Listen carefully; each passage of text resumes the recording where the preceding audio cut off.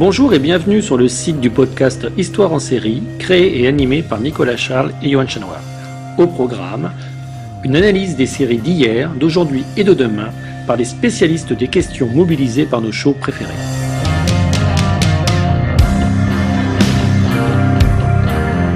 Histoire en série, c'est le podcast qui met en relation histoire, sciences humaines et séries.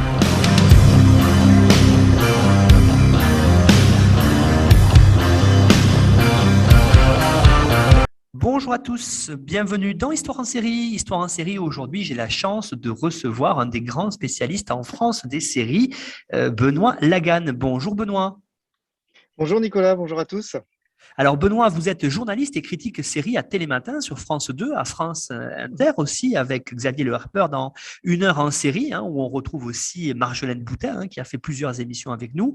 Et donc, dans le 5-7 de Mathilde Munoz, tous les vendredis. Et puis aussi, vous êtes comédien-auteur, auteur du spectacle Le Conteur cathodique, qui est une mise en scène de Marion Tillet de la compagnie Le Cri de l'Armoire, dont vous parlez très régulièrement de séries sur tous ces médias et votre spectacle aussi, Benoît, peut-être. Est-ce que vous pourriez le présenter quelques minutes? Il parle de séries. Oui, l'idée c'était que vu que je n'arrivais pas à expliquer des fois à mes interlocuteurs pourquoi les séries avaient pu autant me nourrir, me passionner depuis tout gamin, que j'avais du mal parfois à expliquer à certains collègues que non, les séries n'étaient pas nées avec Les Sopranos ou non, pas avec Netflix ou non, même pas avant avec Urgence, que c'était bien plus profond que ça. J'ai eu envie de me raconter. Alors, c'est un moi, mais c'est un moi global, c'est-à-dire que c'est un peu comme un stand-up à la première personne, mais où en réalité, je me raconte à travers moi, je raconte toute une génération de personnes qui ont été nourries par les séries et qui peut-être aujourd'hui peuvent les analyser, que ce soit dans le monde universitaire, en tant que journaliste ou en tant que simple passionné, les regarder avec peut-être un peu plus de précision, parce que tout simplement, ils ont une culture série en eux, et que cette culture série, même nourrie par les séries de l'enfance, par les séries qu'on pouvait regarder entre deux programmes bouche-trou à la télévision, ça avait pu nous nourrir et nous construire. Donc voilà, c'est ça un peu l'idée de raconter l'histoire des séries à grandes enjambées à travers une histoire intime et personnelle. Et justement, aujourd'hui, vous allez nous parler de séries, on va dire en tout cas très populaires, de séries. Vous avez choisi une thématique d'émission autour des campagnes, des séries sur la campagne, des séries qui nous racontent la campagne. Vous avez intitulé ça alors aussi par rapport à la campagne présidentielle, le petit jeu de mots, donc séries en campagne. Alors justement, peut-être pour commencer notre émission, Benoît, la campagne dans les séries, c'est quand même quelque part un monde du silence, n'est-ce pas? Il n'y a pas de véritables séries qui sont centrées autour des campagnes. Alors, il y en a eu, il y en a, mais aujourd'hui, il y en a peu. Et c'est vrai que si on regarde les programmes, il suffit juste d'aller sur un peu les plateformes, vu qu'aujourd'hui, c'est grâce aux plateformes qu'on a un peu un avis de tout ce qui peut être produit. Effectivement, on a du moins une impression que les séries sont essentiellement urbaines, en fait. Or, la campagne, au sens large, est très présente dès les débuts de la télévision dans plein de pays du monde. Et si je prends les exemples, ne serait-ce que de la France et des États-Unis, parce que c'est quand même les corpus d'œuvres qu'on connaît le mieux, en y réfléchissant un petit peu, on réalise qu'en fait, il y a eu beaucoup de séries sur la campagne. Mais le fait est que je dirais que depuis les années 80, et à partir du moment où on a eu, nous, la possibilité de voir beaucoup plus d'œuvres en nombre, de fait, on a l'impression qu'elles ont disparu. Alors, elles sont parfois présentes, mais à travers des personnages qui nous viennent de la ville. Je donnerai juste cet exemple, par exemple, Everwood, série sur un médecin, un grand chirurgien qui quitte la ville pour venir dans un petit village du Colorado. Voilà, ça reste une série médicale, ça reste quand même dans une petite ville, mais au fond, on a l'impression que si on regarde les États-Unis, avec la disparition du western, la campagne elle n'existe plus. Et en gros, que quand elle existe qu'à travers des histoires liées au passé. Et donc, c'est vrai que moi, c'est quelque chose qui m'a touché à titre personnel. j'ai grandi à la campagne, je suis pas de parents agriculteurs, mais mes grands-parents l'étaient, et que donc j'ai eu l'impression que les images que les séries pouvaient me montrer de ce monde-là, du monde d'où je viens au fond, malgré tout, eh ben en fait, c'est un monde ancien, en fait, un monde d'avant-guerre presque, ou d'avant les guerres même. Et or, c'est pour ça que j'ai eu plaisir à essayer de trouver les séries qui pouvaient en parler, ou celles qui en parlaient en creux, essayer de comprendre au fond pourquoi la campagne, au sens large, elle est en fait assez silencieuse dans les séries au détriment de la ville. Effectivement, hein, on va en parler, Benoît, tout au long de l'émission. On a des images en tête, hein, sur des séries autour des campagnes, notamment, bien sûr, vous connaissez très bien La Petite Maison dans la Prairie, mais il y a d'autres émissions là-dessus, hein, mais là, je fais un petit coup de pied, en tout cas un petit rappel à ce que vous embête chaque fois Xavier Le Herpeur, hein, là-dessus. Oui. Mais moi, je vais vous dire aussi, c'est vrai que cette thématique, Benoît, en tout cas, elle a été, vous l'avez dit, dans les années 70, 80 à la mode, elle l'est un peu moins aujourd'hui. Il y a quand même dans nos imaginaires collectifs des super-héros, hein, des campagnes quelque part, des personnages qui représentaient ce monde rural et dont on se sert toujours aujourd'hui. Je pense bien sûr à Thierry Lafronde, notamment avec Jean-Claude Drouot, mais on a aussi Robin des Bois, on a aussi Zorro, par exemple. Qu'est-ce qu'on peut dire sur ces personnages-là? Mais ce qui est intéressant, c'est justement, je posais la campagne versus le monde urbain. Les super-héros ont rendu urbain des personnages qui, à l'origine, au départ, étaient des personnages en fait issus de la ruralité. Robin des Bois. Robin des Bois, c'est quand même une des premières. Alors, c'est un personnage mythique en Grande-Bretagne. Ça a été une des premières séries en Grande-Bretagne. Forcément, une des premières séries qu'on crée à la télévision anglaise, c'est un Robin des Bois. Les Américains, grâce à Disney, inventent leur Robin des Bois. Ça va devenir Zorro. Nous, les séries en question, et notamment par exemple un personnage comme Ivan Noé et puis des Robins des Bois sont diffusés à la télévision française un petit peu, et du coup on décide de créer le nôtre, et c'est Thierry Lafronde. Donc quand on regarde dans ces premières séries, c'est que la télévision, c'était plus simple finalement pour elle, notamment dans les années 50, 60, en fonction des pays, de mettre en scène ce type de héros. Pour quelle raison? D'abord parce que, certes, les villes grandissent, les villes deviennent importantes de plus en plus, les super-héros existent dans les comics, dans les BD, mais sauf que les adapter à la télévision à l'époque, c'est compliqué. On voit qu'il y a eu que les super-héros en fait ont mis du temps avant de devenir de véritables héros de télévision, parce que les moyens en fait techniques ne permettaient pas de mettre en scène correctement les super-héros dans une série télé, alors qu'on pouvait se le permettre dans la bande dessinée.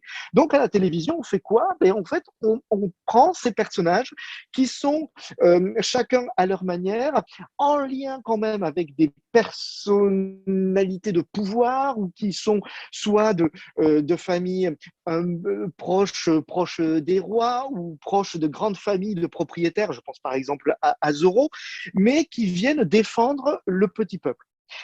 Et ça, je trouve que c'est assez amusant de voir que les premiers héros et super-héros que la télévision met en scène un peu partout dans les pays, ce sont ces héros issus de la campagne, et qui viennent effectivement en soutien, en se masquant, pour pouvoir prendre la parole et défendre les plus pauvres.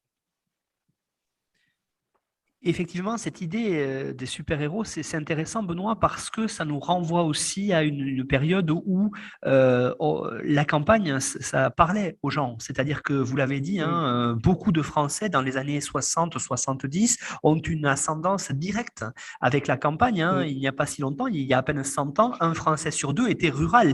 Donc, ça parlait beaucoup. Aujourd'hui, quand on voit que 80% de la population française est urbaine, effectivement, une série qui traite de la campagne, ça semble de prime abord toucher moins de personnes. Il y a aussi cette adaptation-là qui s'est faite de la part des scénaristes et des showrunners, non, Benoît? Oui, mais en fait, c'était la télévision venait parler faut en fait juste se rappeler que quand la télévision arrive, si je prends l'exemple de la France, quand la télévision arrive en France, elle est portée par des créateurs, des producteurs de télévision, enfin de cette télévision, de ce nouveau média. Et leur but, ils se disent, avec cet outil, comme on a pu raconter, donner de l'information, raconter des à travers la radio, avec la télévision, ça va être encore plus fort. On va pouvoir éduquer la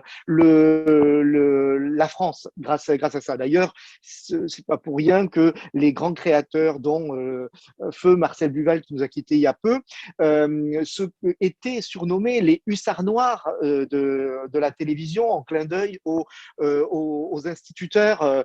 Donc, ils avaient ce rôle-là, éduquer. Et donc, il fallait éduquer la masse populaire. Et la masse populaire, elle était où? Elle était dans les campagnes.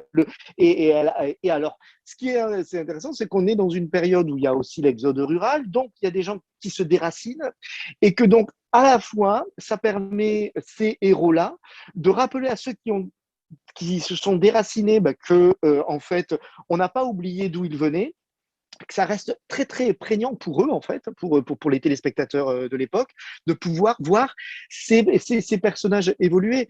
Et quand Thierry Lafronde apparaît, il faut qu'on recontextualise un petit peu à cette télévision où on a des émissions historiques qui ont pour but de raconter des grands moments de l'histoire.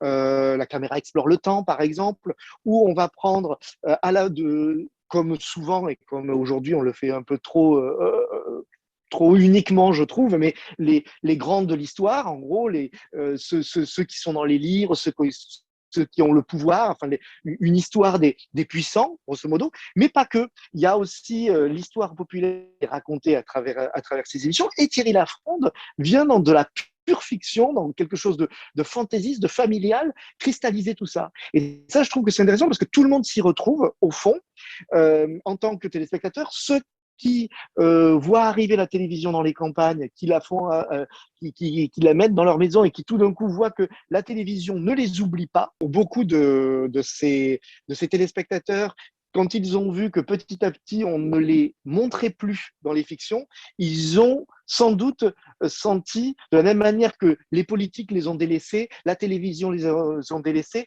et qu'il y a peut-être un ressenti qui est encore palpable aujourd'hui de beaucoup de gens qui, du coup, vont peut-être chercher des réponses ailleurs parce que ceux qui pouvaient être leur porte-voix ou ceux qui pouvaient les montrer, en faire des héros, avaient abdiqué presque par rapport à ça. Sauf qu'à cette époque-là, effectivement, les héros sont là, les univers sont là. Et ces héros, ces super-héros, c'est l'exemple même de ces héros par ailleurs de l'enfance. Et donc, qui permet de rattacher encore des jeunes, un jeune public à ce territoire-là qu'est la campagne. Avec l'idée aussi, hein, on est à une période, les années comme ça, 60-70 de l'ORTF, de grandes sagas historiques, et je parle de l'exemple français. On a déjà fait une émission, par exemple, sur Jacques le Croquant, mais si on regarde dans tous les grands pays, en tout cas de séries, hein, que ce soit les États-Unis, sur les grands networks américains avec La Petite Maison dans la Prairie, j'en parlais en introduction, mais on peut regarder jusqu'au Brésil, par exemple. On a comme ça dans tous les pays des grandes sagas historiques qui finalement mettent en scène quelque chose d'assez dualiste, on va dire, entre le petit paysan qui est plus ou moins opprimé, on va dire, et qui, à un moment donné, se révolte contre des grands propriétaires. Et ce schéma narratif, on le retrouve comme ça dans beaucoup de pays dans cette époque-là. Oui, alors c'est en fonction, on va dire, de la culture et de l'histoire des pays que ça évolue. C'est effectivement au Brésil, ça va beaucoup passer par la question de l'esclavage, où des telenovelas vont vraiment prendre en charge l'histoire de jeunes et belles esclaves qui vont se libérer entre guillemets et tout ça a lieu dans des grandes propriétés terriennes.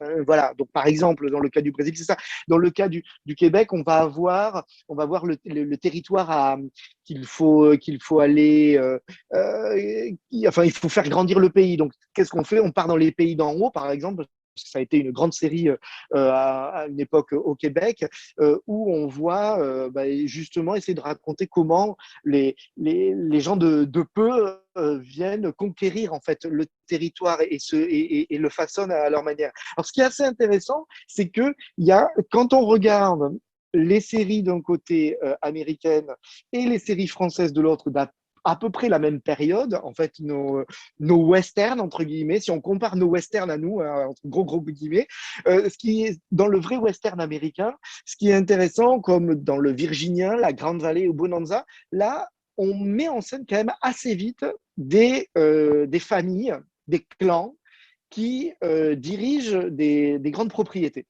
On trouve une astuce pour prendre par la main le téléspectateur qui n'est peut-être pas, lui, un grand propriétaire. Mais si je prends l'exemple des Barclay, donc le ranch des Barclay dans la série La Grande Vallée, c'est le fils, le bâtard du père, qui débarque au début de la série chez les Barclay en Californie, après la mort de son père, et il va être recueilli par donc sa belle-mère, par ses demi-frères, par sa demi-sœur, et donc il est entre guillemets le bâtard, donc le petit de rien, qui va avoir un rôle et prendre sa place dans la grande propriété. Et si ces grandes propriétés existent dans ces fictions-là, c'est qu'on est aussi à ce moment-là, quand ces séries sont produites, dans une période où, aux États-Unis, on n'est plus du tout dans l'ère des petits paysans pionniers tels que on peut les voir dans La Petite Maison dans la Prairie. On est justement déjà dans des grandes propriétés qui se mettent en place partout. Et donc, que ce soit Le Virginien, qui est une des pionnières, donc La Grande Vallée en 65, ou Bonanza, qui est la série qui en plus va faire sortir du lot le comédien Michael Landon avant qu'on le voit en Charlie Gage dans La Petite Maison dans la Prairie. Là, on voit comment des clans se forment autour de grandes propriétés. Alors que chez nous, on reste dans cette dimension du petit paysan, soit en le traitant en allant loin dans l'histoire pour pouvoir parler de révolte paysanne. Et quand on raconte ces histoires, forcément dans une période des années 60 où on s'approche quand même de 68, il y a quand même une sorte de rébellion dans la société. Donc raconter ces petites rébellions paysannes, ces révoltes paysannes, ça fait un petit peu écho. Et que surtout, nos séries françaises qui traitent de la paysannerie voient le jour, on a encore une petite paysannerie en France. Elle existe encore, le petit paysan existe vraiment. Et moi, ce que je trouve intéressant, c'est que si typiquement une série alors, ça y est, si Xavier Le Harper était là, il me dirait et il nous ressort La Petite Maison dans la Prairie. Mais si une série comme La Petite Maison dans la Prairie a autant marqué en fait le public français, contrairement peut-être même à d'autres séries western entre guillemets de la télévision américaine, c'est que au moins cette série-là, elle nous montrait ce que c'était qu'être petit paysan, être encore un petit paysan qui lutte, qui freine le plus possible contre la mise en place d'un système de capitaliste où on va en gros détruire le petit paysan libertarien qui tout seul va réussir dans son coin. La communauté, la vie en communauté va être cassée par des désirs d'expansion, donc symbolisés par le chemin de fer et par donc ces terres que l'on veut, que les grands veulent s'accaparer. Donc, et je pense qu'au fond, ce petit parcours de pionnier américain fantasmé dans La Petite Maison dans la Prairie avait écho chez nous, et que c'est peut-être la série américaine sur western la plus entre guillemets révolutionnaire au fond, parce que à Walnut Grove, on se bat en permanence pour la communauté, on essaie de défendre la petite communauté face aux géants. Avec aussi une vision, hein, vous l'avez très bien dit Benoît, qui est certes un petit peu fantasmée, en tout cas de cette période-là, mais qui montre, comme vous l'avez dit, les bons côtés hein, du monde rural où on s'entend, du monde rural où on se connaît, du monde rural où on s'entraide.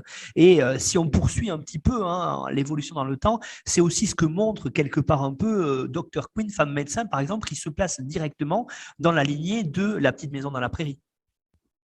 Oui, complètement. Et ça, c'est quelque chose qui, par ailleurs, de la petite communauté où on s'entraide, c'est quelque chose qui est resté au fond, une des traces du moins dans les productions américaines. Il y a toujours eu un petit peu à chaque décennie quelques séries qui sont restées et qui rejouent cette idée-là. Parce qu'en fait, on le rejoue a priori à la campagne, mais on le rejoue pas uniquement. Enfin, c'est pas la campagne pour la campagne. C'est que en général, la petite communauté, le petit village, c'est une Amérique en miniature. Et donc c'est le rêve américain des origines au fond qui est mis en scène. Et dans les années 90, il y a eu par exemple cette série qui est passée en France sur Série Club, mais qui est assez méconnue, Bienvenue en Alaska, où on voit ce médecin, j'ai parlé d'Everwood tout à l'heure, mais comme quoi Everwood était sans doute aussi une héritière de cette série Bienvenue en Alaska, où on envoie un médecin juif new-yorkais qui s'est fait financer ses études de médecine par l'État de l'Alaska, qui, une fois qu'il a son diplôme en poche, pense qu'il va pouvoir intégrer le meilleur hôpital new-yorkais. Badaboum, il doit 5 ans de sa vie à l'Alaska. Et donc, il doit partir au fin fond de l'Alaska, même pas à Anchorage, vraiment à Sisley, au fin fond de l'Alaska, pour exercer la médecine dans une petite communauté où il va se confronter au peuple autochtone et à des figures, à des personnages qui représentent un petit peu des figures de l'Amérique. Donc, l'ancien spécialiste de la NASA, le jeune, le philosophe en fait qui a fait de la prison, euh, qui euh, qui adore Jack Kerouac, enfin voilà, des figures un petit peu archétypales.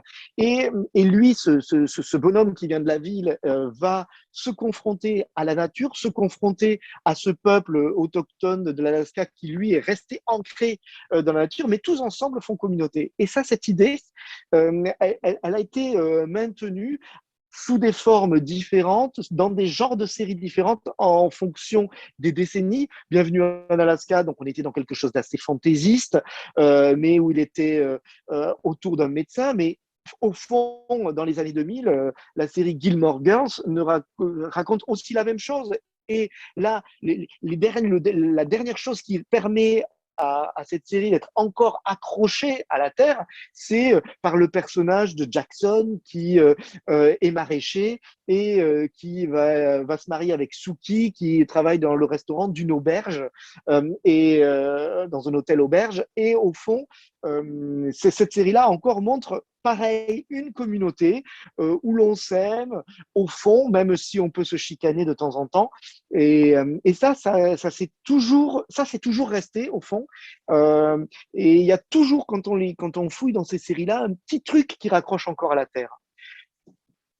Et ça se poursuit finalement aussi un tout petit peu, mais avec peut-être des petits changements de paradigme, en tout cas jusqu'aux années 2010, jusqu'à quasiment aujourd'hui. On a l'exemple, par exemple, de Virgin River, où on voit bien que cette idée, vous l'avez dit, hein, d'une jeune femme qui quitte pour des raisons sentimentales la ville pour aller s'installer comme infirmière dans un bourg rural, à part que on a le changement de paradigme, c'est plus l'activité agricole l'essentiel.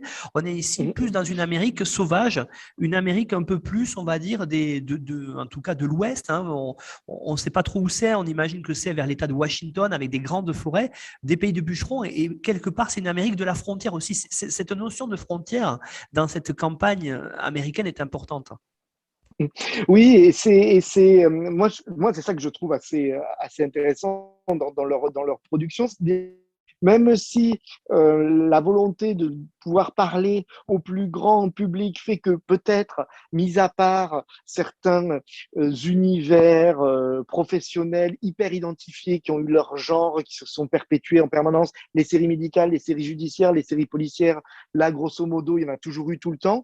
Dès qu'on sort de ces univers-là et qu'on veut raconter des histoires, ça passe donc par la petite communauté. Et là où vous avez raison, c'est que disparaît quand même toujours cette notion de lien à la terre et du travail de la terre. Mais ça, c'est parce que, au fond, je pense que c'est pas les séries ne racontent qu'un monde et puis qu'elles grossissent, mais qui est réel. Le fait est que quand on réfléchit nous-mêmes les images qu'on peut avoir nous-mêmes français de la campagne américaine, de l'agriculture américaine, on n'imagine pas un seul instant un petit fermier qui a ses 3 brebis et son verger de pommes. Enfin, on voit tout de suite les grands espaces, on voit tout de suite les grandes prairies, les moissonneuses-batteuses, enfin les quelques images qu'on pouvait voir par exemple dans Dallas, les ranchs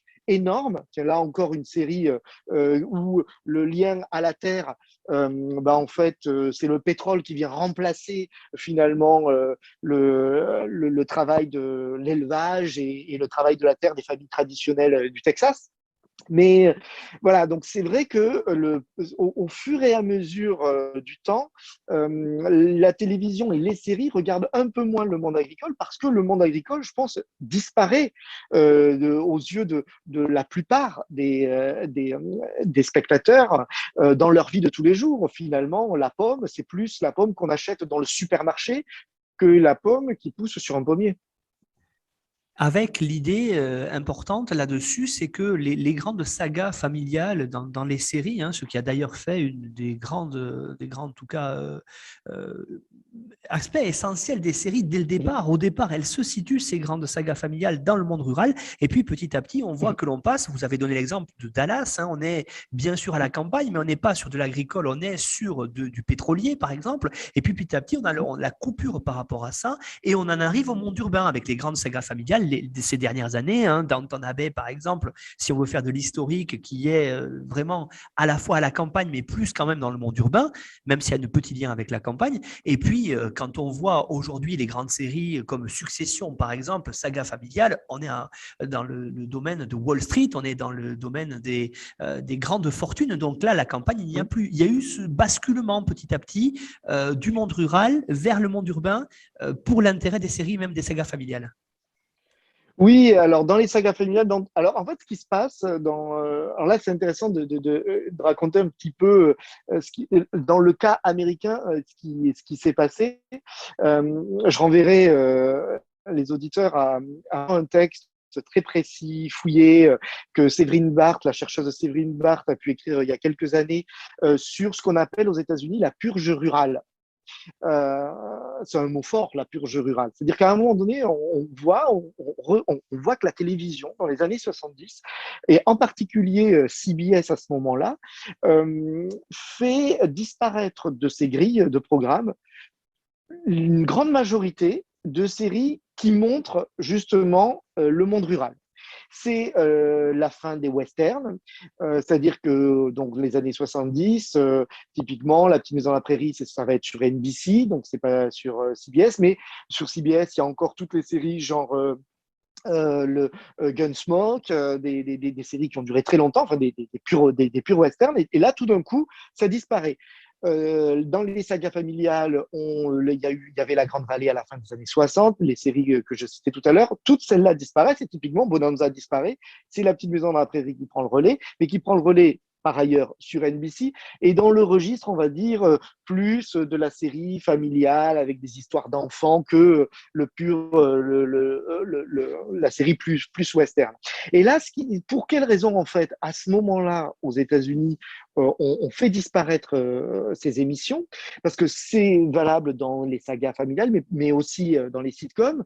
Dans les sitcoms, il y avait par exemple Les Arpents Verts qui racontaient l'histoire de ce couple d'urbains qui venaient, qui s'étaient acheté une ferme et qui se retrouvaient agriculteurs alors qu'ils n'avaient jamais labouré un seul champ. Donc, il y avait plusieurs sitcoms issus enfin, qui montraient un peu le monde rural, et ces sitcoms disparaissent pareil à la même période. C'est qu'en fait, il y a des changements industriels qui s'opèrent et qui vont faire. Alors, je fais à grandes enjambées, je vous en renvoie vraiment à l'article de Séverine Barthes qui est beaucoup plus précis parce qu'il y a plein de raisons qui expliquent ça, mais en particulier le fait que on doit en fait toucher les annonceurs donc, qui financent les séries sur les networks américains à ce moment-là, ont besoin de toucher un public qui est plus urbain que rural. Et donc, on considère qu'il vaut mieux produire des séries qui racontent le monde urbain que le monde de la campagne, parce que les annonceurs ont besoin de ce monde-là. Et une des infos majeures, c'est que dans les années 70, au début des années 70, la publicité pour le tabac s'arrête. Or, c'est des industries du tabac qui financent et qui soutiennent largement, depuis les débuts de la télévision, les héros de western et toutes les séries rurales. À partir du moment où les chaînes ne peuvent plus diffuser de spots de l'industrie du tabac dans ces programmes ruraux, parce que voilà, c'est interdit, du coup, ils se retrouvent dans une situation à ce que on supprime les émissions qui touchent ce public-là.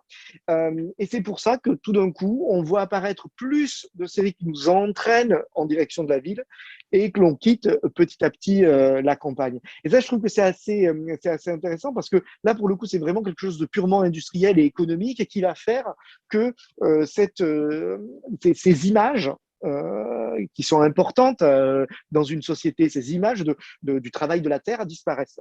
Chez nous, en France, la disparition, je pense qu'elle est plus liée sur un plan sociologique. C'est-à-dire que et politique, avec l'arrivée au pouvoir en 81 des socialistes, on a à ce moment-là le besoin aussi alors déjà c'est les socialistes dans tout ce qu'ils vont faire. Et c'est paradoxal, mais c'est comme ça pendant une décennie, c'est que c'est eux qui vont ouvrir de plus en plus les vannes vers le privé, hein, parce qu'on a tendance à dire que la privatisation de la télévision, c'est pendant la cohabitation, sauf que ça se prépare avant la création de Canal+. On est à l'époque complètement sous gouvernement socialiste, et pour autant, donc c'est le début de la privatisation de la télévision, c'est Canal+. Hein. Donc là, on est dans des personnes qui, sur les chaînes, enfin, à la tête des chaînes, se disent qu'il faut qu'ils regardent la société, et qu'il faut être ancré dans le réel, dans la société, notamment dans les évolutions urbaines. Et donc, on va avoir arrivé des médecins de nuit, même si ça amorce un peu, c'est un peu avant 81, mais les médecins de nuit, l'assistante sociale de Post Café, et en fait, au fond, on sort pour marquer le pas et montrer qu'on sort de la vieille télé d'avant. On modernise par les thématiques. Et du coup, on quitte la campagne par ces thématiques. On les maintient malgré tout parce que ça fait partie de l'ADN de la télévision. Mais alors, du coup, souvent, par des grandes sagas d'été ou des mini-séries historiques qui rappellent justement comment la France a changé du début du XXe siècle à la fin du XXe. Revenons à ces séries des années 60-70, à ces grandes sagas familiales. Parlez-nous-en peut-être un peu plus en détail, hein, surtout de ces grandes sagas américaines. On a bien sûr l'exemple de La Petite Maison dans la Prairie, mais ce n'est pas la seule. C'est pour montrer que c'est vraiment quelque chose emblématique, là aussi, d'une époque qui marque à la fois une époque et qui nous permet presque de dater la série de par son contenu et de par son sujet. Oui, parce que ce qui est intéressant, c'est que donc La Petite Maison dans la Prairie, c'est une série donc on connaît bien, mais à la même période période, il y a par exemple une série qui a beaucoup marqué les Américains, c'est les Waltons. Et les Waltons, en fait, c'est alors chez nous, je suis pas sûr que ce soit bien passé ou du moins assez de façon très occasionnelle. Mais alors là, ce qui est intéressant, c'est qu'on suit l'histoire d'une famille dans l'Amérique juste après la Grande Dépression. En gros, on est de 1930, les années 30, 40, donc en Virginie. Et ce qui est intéressant, là, c'est que ça, c'est une série qui a marqué la télévision américaine parce que là, elle nous sortait on sortait quand même complètement de ces grandes propriétés à la Bonanza ou de la Grande Vallée dont je parlais, pour être dans quelque chose d'assez, comment dire, je dirais presque cette campagne à la Frank Capra, cette campagne telle qu'on peut la voir dans Monsieur Smith au Sénat, avant que Monsieur Smith justement parte au Sénat. Ces familles qui ont les premières voitures. Ils ont donc forcément beaucoup d'enfants. C'est une famille, je crois, ils ont 7 ou 8 gamins. Mais leur revenu est faible. C'est le revenu de vraiment d'une petite agriculture. Et ça, en fait, c'est assez intéressant parce que quand cette série arrive dans les années, donc c'est un peu avant La Petite Maison dans la Prairie, c'est vraiment 72 précisément, de 72 jusqu'au tout début des années 80. Et en fait, ce qui est intéressant avec les Waltons, c'est que ils sont plus proches, ces Waltons, des Américains des Américains des années 70. Pour les Américains qui regardent cette série dans les années 70, ben c'est l'enfance de ceux qui sont adultes en 70.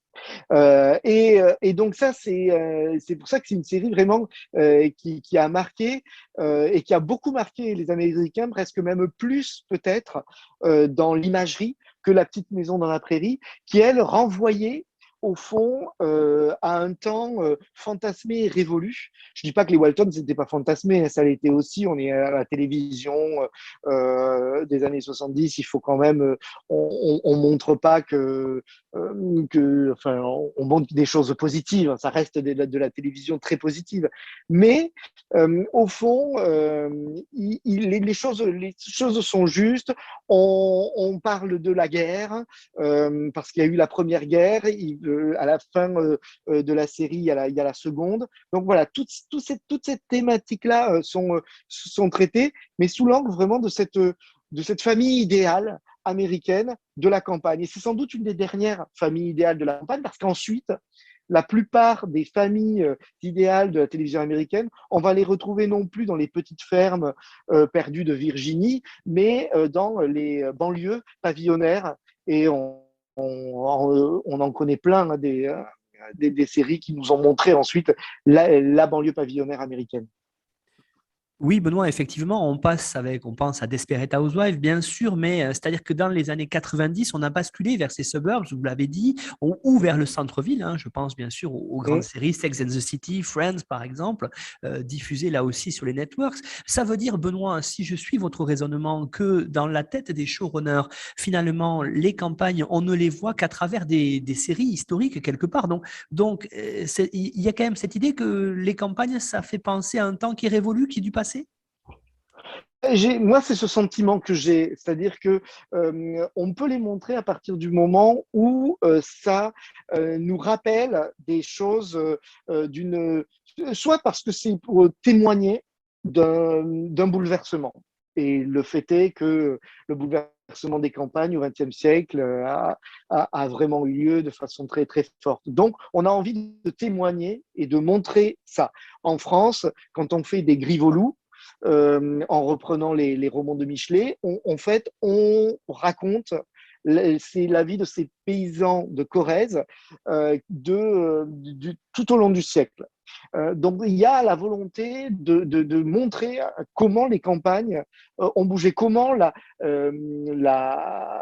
la robotisation, la mécanique est venue remplacer petit à petit le savoir-faire traditionnel paysan du labour avec les animaux, par exemple. Donc là, si je prends cet exemple français, c'est exactement ça. On le revoit aussi un peu plus loin en étant un peu plus dans le soap à la Dallas, quand on fait des sagas d'été, genre Le Vent des Moissons aussi, où on voit très bien que ces séries-là ont pour but de montrer qu'au sein des générations de ces familles, il y a deux mondes qui s'opposent.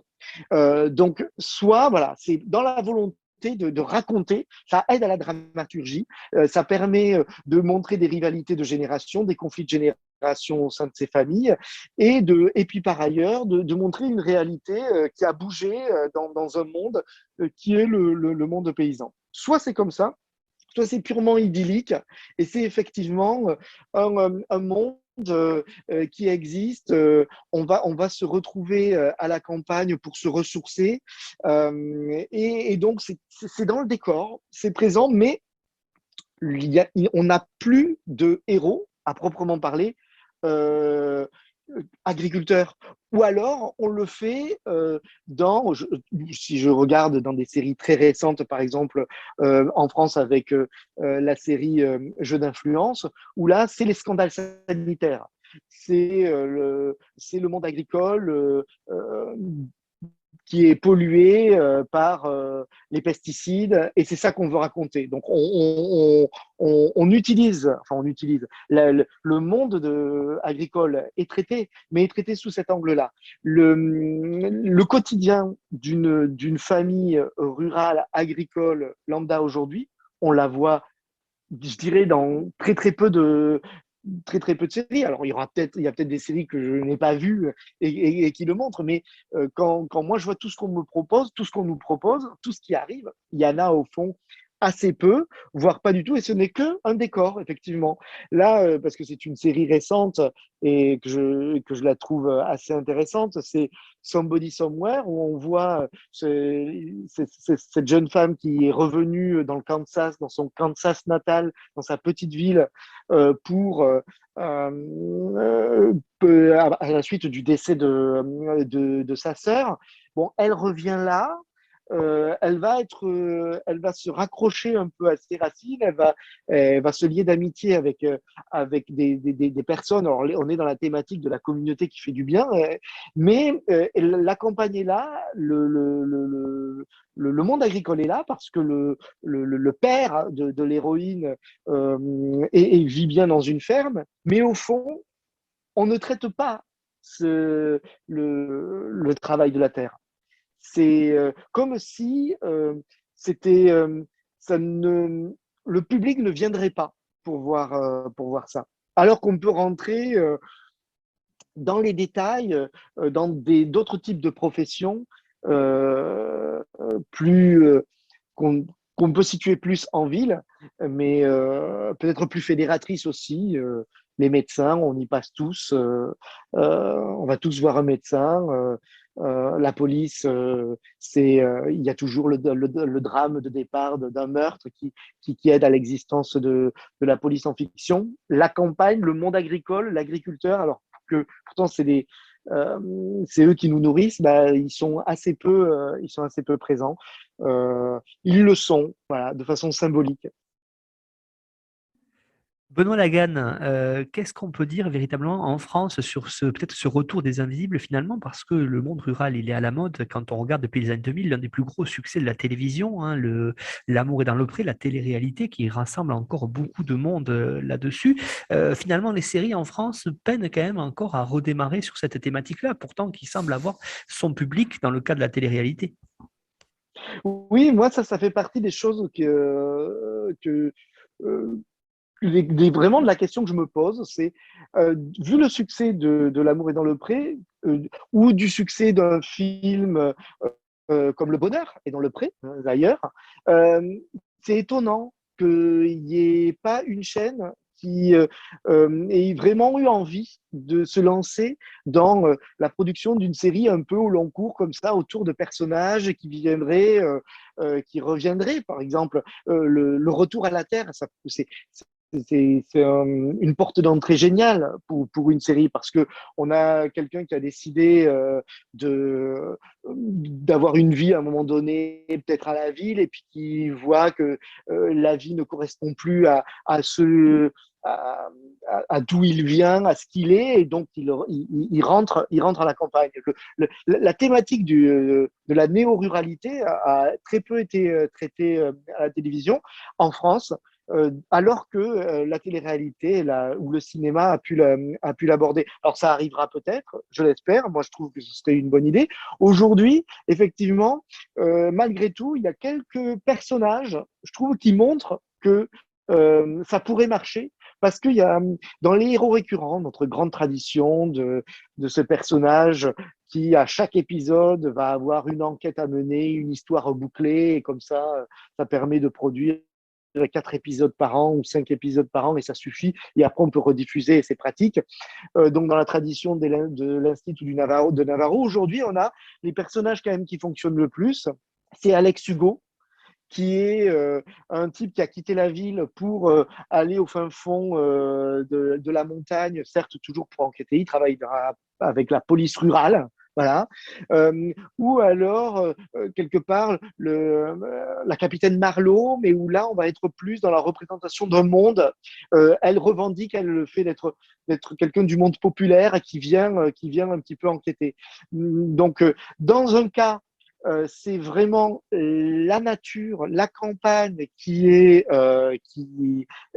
omniprésente dans Alex Hugo, et dans l'autre cas, c'est un personnage populaire qui débarque. Donc, et ces deux séries, étrangement, fonctionnent, qu'on aime ou qu'on n'aime pas la qualité des scénarios de ces séries. Il s'avère que ça marche parce que je pense que ça donne à voir quelque chose qui est assez peu montré par ailleurs. Donc, moi, j'en appelle à tous les producteurs de réfléchir à une grande série qui raconterait la vie d'une petite communauté en France, en fin fond de l'Auvergne, où on verrait un néo-rural débarquer dans un monde où où il y a encore des gens qui travaillent la terre avec conviction, et où on pourrait raconter des tas de choses autour de ça. Aux États-Unis, ils ont trouvé, je trouve, ces derniers temps, moyen détourné pour revenir vers ces territoires, soit à travers des polars. On va dire que le polar fantastique ou la série fantastique n'avait jamais oublié les campagnes, que ce soit de X-Files aux adaptations de Stephen King, par exemple. Mais je trouve que là, par exemple, les récentes séries American Rust ou Mare of Easton montrent que on peut aller dans des territoires un peu oubliés.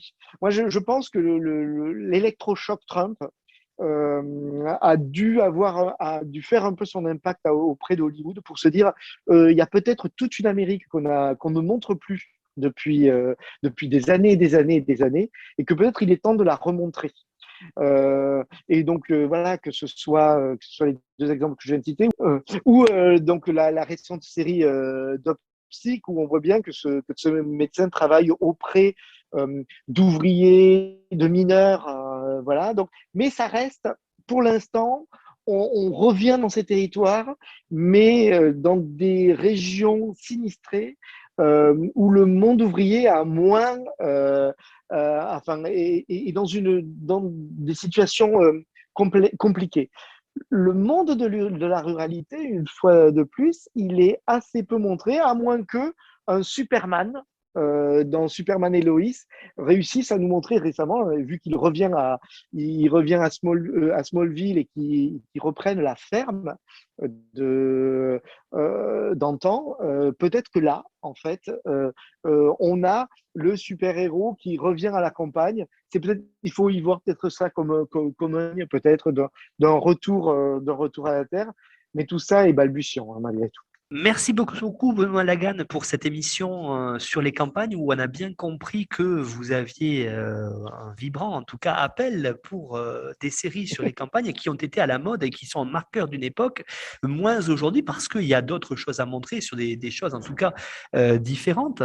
Mais c'est vrai que il y a beaucoup de choses à faire. Alors, pour celles et ceux qui voudraient aller plus loin, vous avez cité Séverine Marthe, vous avez fourni une petite bibliographie indicative. Oui, donc il y a cet article de Séverine Marthe que je signalais, ça s'appelle La purge rurale, vous allez trouver ça assez facilement sur Internet, une histoire économique de la purge rurale de 1971, donc de Séverine Marthe, ça vous pouvez trouver. Et puis moi, pour qu'on ait une idée de ce qu'en France, on a pu produire comme grandes séries qui ont mis en avant ces mondes-là. Je conseillerais certaines séries, je ne l'ai pas évoquées, et donc j'en ai terminé en l'évoquant, les séries d'Hervé Ballet, qui a fait notamment les séries Le Chant d'Olan ou Entre Terre et Mer, qui sont des grandes sagas comme ça, en 6 ou 8 épisodes, et qui nous racontent, donc Entre Terre et Mer, c'est typiquement pendant que les hommes partent au large, notamment pour pêcher la morue au large de Terre-Neuve, en Bretagne, pendant ce temps-là, les fermes sont tenues par les femmes. Et donc, toute cette série nous raconte justement ce peuple de la terre, ce peuple de la mer. Et des séries comme celle-là, donc qui sont sous les formes de grandes sagas, en plus magnifiquement mis en scène par Hervé Ballet, sont les derniers témoins de notre télévision qui s'intéresse vraiment à ces mondes-là. Et Le Chant d'Olan, qui est une autre saga qu'il a pu signer après Entre Terre et Mer, sont des séries à revoir. Je sais qu'Entre Terre et Mer, sur YouTube, les épisodes sont disponibles. J'étais tombé par hasard un jour dessus. Sinon, ça doit exister en DVD ou en VHS. Je les recommande parce que c'est la preuve que à travers ces personnages-là, on a des tas d'histoires à raconter et que ça nous parle vraiment de nous. Ça évitera après que justement on entende des gens réinventer peut-être l'histoire et s'accaparer ces populations qu'on a rendues invisibles pour leur vendre je ne sais quoi comme rêve politique nauséabond.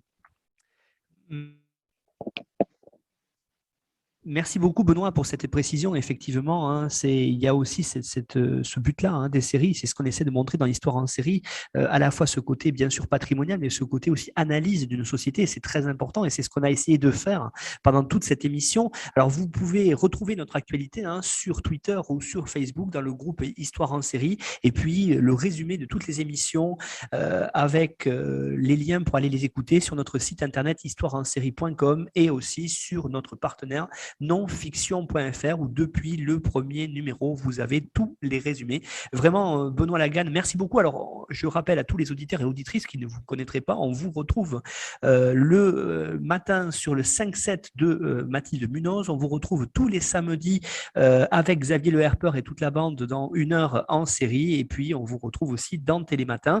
Donc, voilà, si on veut avoir à la fois des chroniques, on va dire, régulières sur les séries, on retrouve tous vos travaux qui sont bien sûr écoutables en podcast. Hein. Je parle notamment à votre excellente chronique chez Xavier Le Herper, qui est L'effet miroir, où on a comme ça à chaque fois l'actualité que vous confrontez à des séries et c'est toujours hyper intéressant. Merci beaucoup d'être venu chez nous, Benoît, et encore merci pour votre travail sur les séries. À bientôt. À bientôt, merci beaucoup.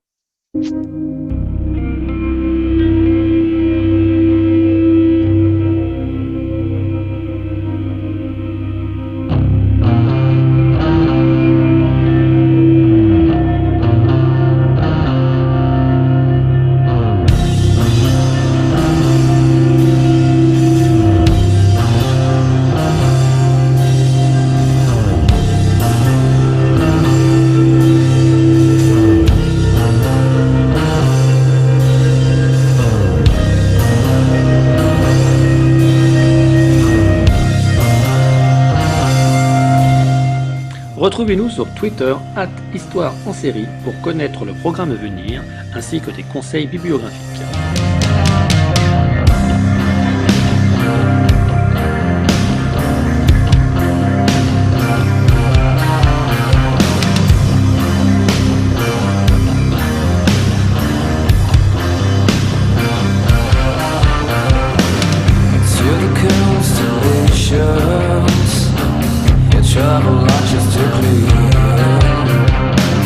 Such a beautiful planet, population. your strength.